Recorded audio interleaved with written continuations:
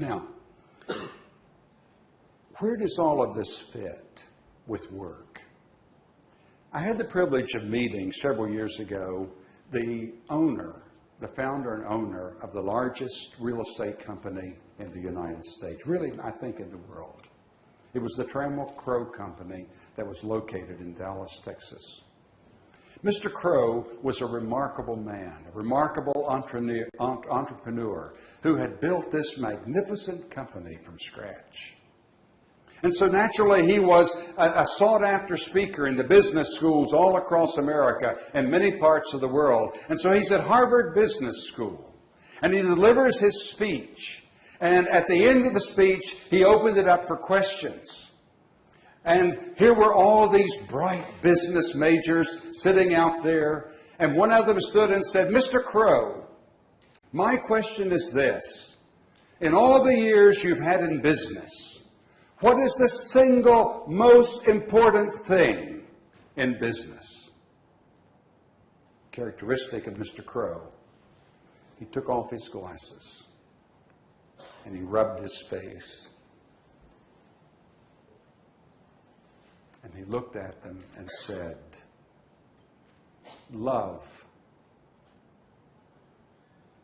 Isn't that a strange thing?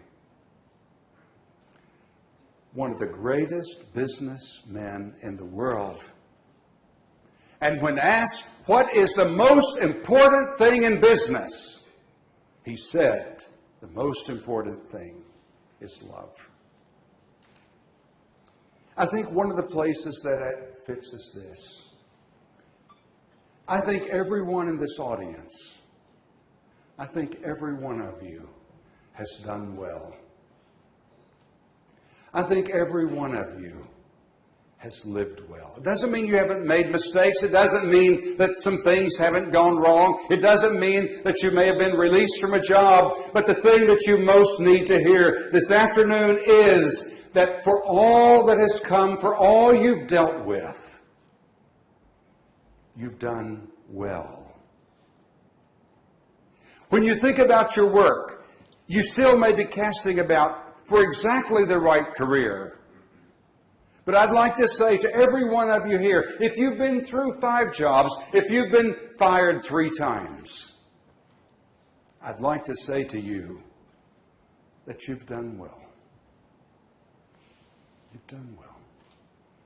And the great question for you to ask with every time things do not quite work out, when it doesn't quite happen the way you should, there's only one real question for you to ask as you walk away from that disappointment. And that is the question, what did I learn? What did I learn?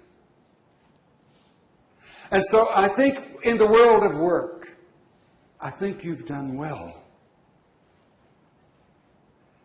But there's another question. And that is, are you doing well as a human being?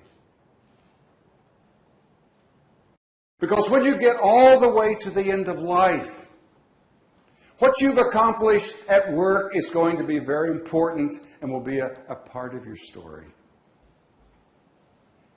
But how you've done as a human being, that's the story that your son will tell. Your daughter will tell. It's the story that your friends will tell. How are you doing as a human being?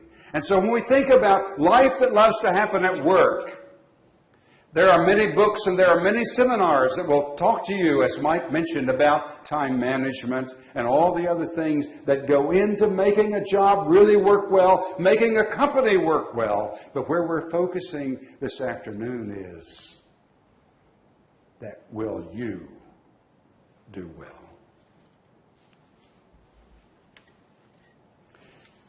I want to now move to that intelligent fish, the wise fish. What is it that makes a person wise? And I want to give you four ways to look at that.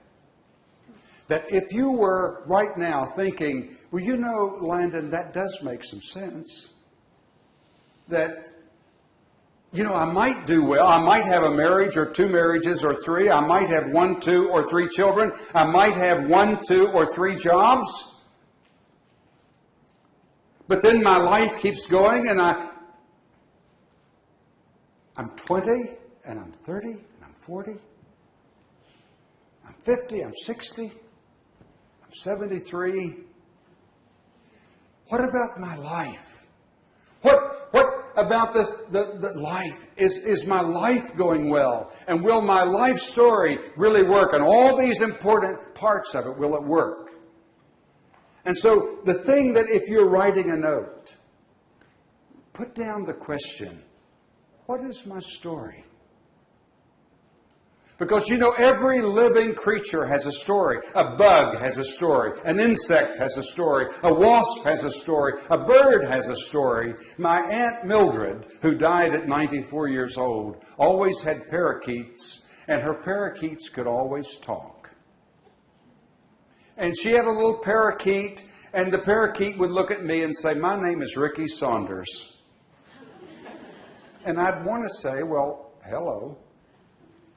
Or I sat down for breakfast, and the little parakeet flew down on the edge of the table, looked up at me and said, "You want to have some breakfast?" But my favorite line from Ricky the parakeet was this one. "My name is Ricky Saunders. I'm a parakeet. Praise the Lord." And it almost intimidated me a little bit as a human being. Every living thing has a story.